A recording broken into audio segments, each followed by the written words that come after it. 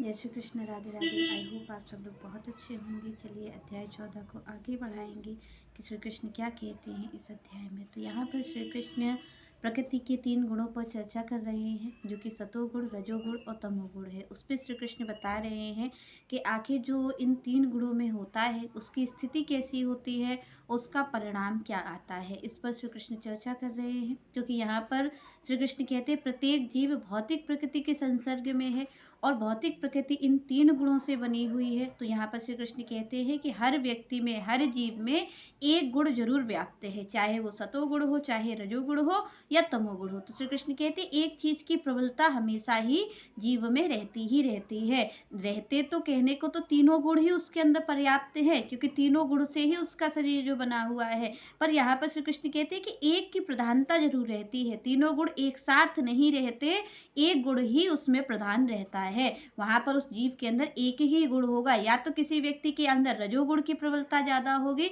या तमोगुण की होगी, या फिर सतोगुण की होगी। तो यहाँ पर श्री कृष्ण बता रहे हैं कि आखिर किसी के अंदर सतोगुण है तो उसके लक्षण क्या है, किसी के अंदर रजोगुण है उसके लक्षण क्या है, और तमोगुण के लक्षण क्या है। तो यहाँ पर श्री कृष्ण ये बताना चाह रहे हैं कि आप और हम अपनी जांच कर सकते हैं कि हम में किस तरीके के लक्षण हैं, हम सतोगुणी हैं, रजोगुणी हैं या तमोगुणी हैं। तो यहाँ पर श्री कृष्ण इस पूरे अध्याय में इसी चीज पर चर्चा कर रहे हैं कि व्यक्ति का स्वभाव कैसा होता है, अगर वो सतोगुण में उपस्थित है या फिर रजोगुण में है या फिर तमोगुण में है, तो उसका स्वभाव किस तरीके का होगा, किस कार्य को करता है। इसके साथ साथ श्री कृष्ण इस अध्याय में ये भी बताएंगे कि उसका परिणाम क्या होता है। क्योंकि यहाँ पर श्री कृष्ण कह रहे हैं कि अगर जो व्यक्ति है तीनों गुण में उसके अंदर एक गुण है तो उसका परिणाम कैसा आता है, उसको मैं कैसी गति देता हूँ। तो यहाँ पर श्री कृष्ण इस अध्याय में पूर्ण रूप से चर्चा कर रहे हैं। तो यहाँ पर श्री कृष्ण कहते हैं सत्वं सुखे संचति रजः कर्मणि भारतः ज्ञानम आवृत्ति तू तमः प्रमादे संचति उतः। यहाँ पर श्री कृष्ण कह रहे हैं कि भाई 3 गुण हैं, सतोगुण, रजोगुण और तमोगुण। तो यहाँ पर श्री कृष्ण स्पष्ट रूप से कह रहे हैं कि सतोगुण का क्या काम है। तो यहाँ पर श्री कृष्ण स्पष्ट रूप से कहते हैं कि सत्वम सुखे संचति। यहाँ पर श्री कृष्ण कहते हैं कि जो सत्व गुण है ये किससे बांध रहा है, तो श्री कृष्ण कहते हैं सुख से बांध रहा है। क्योंकि सत्व गुण का जो लक्षण होता है, तो श्री कृष्ण कहते हैं वो ज्ञान को प्राप्त करता है, ज्ञान का प्रकाश सत्वगुण लाता है, उसमें ज्ञान का प्रकाश होता है। तो उसका ये होता ही है लक्षण। श्री कृष्ण कहते हैं कि वो ज्ञान की ओर जाएगा।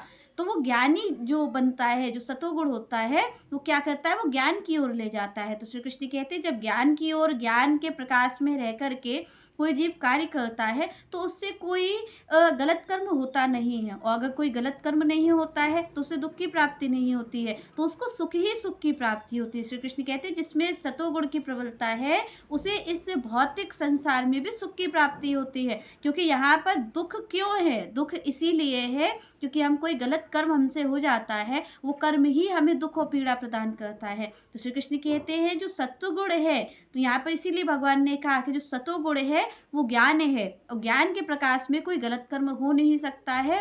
तो जो ज्ञानी होते हैं, तो श्री कृष्ण कहते हैं कि वो अपने ज्ञान में ही मस्त रहते हैं। उनको सुख कैसा है, उनको अपने ज्ञान में ही सुख है। जैसे कि कोई दार्शनिक है तो उसे उन्हीं चीज़ों में सुख है, कोई शिक्षक है तो उसे अपने अध्ययन में ही सुख है, वो दूसरों को पढ़ा रहा है, खुद और अध्ययन कर रहा है, उसी में सुख है। तो श्री कृष्ण कहते हैं जैसे ब्राह्मण जन होते हैं तो उन्हें वेद पुराणों में ही सुख की प्राप्ति होती है। तो श्री कृष्ण कहते हैं ये जो सुख होता है, हालांकि इनसे कोई गलत कर्म नहीं हो रहा है क्योंकि इनके पास ज्ञान है, तो ज्ञान का प्रकाश है, इसलिए कोई गलत कर्म इनसे होता नहीं है, और ये उसी चीज में सुख लेते हैं। इसीलिए ये जो सुख है इनका, यही बांध लेता है इनको। तो श्री कृष्ण कहते हैं कि उसको यहाँ पर सतोगुण की प्रधानता है, क्योंकि सतोगुण ज्ञान दे रहा है और ज्ञान के प्रकाश में हमसे कोई गलत कर्म नहीं होता है। जब कोई गलत कर्म नहीं होता है तो हमारा जो मार्ग है वो बिल्कुल स्पष्ट हो जाता है। कुछ सद्गुरु आते हैं, कोई संत आते हैं, और जब वो हमें भगवान की बात बताते हैं तो सत्गुण से क्या होता है, मन निर्मल होता है, मन अच्छा होता है, जिससे कि हमें संत के, गुरुजनों की जो बात है वो हमें समझ में आने लग जाती है और हम भगवान की प्राप्ति कर सकते हैं। आगे श्री कृष्ण कहते हैं जो रजोगुण है वो कैसा है।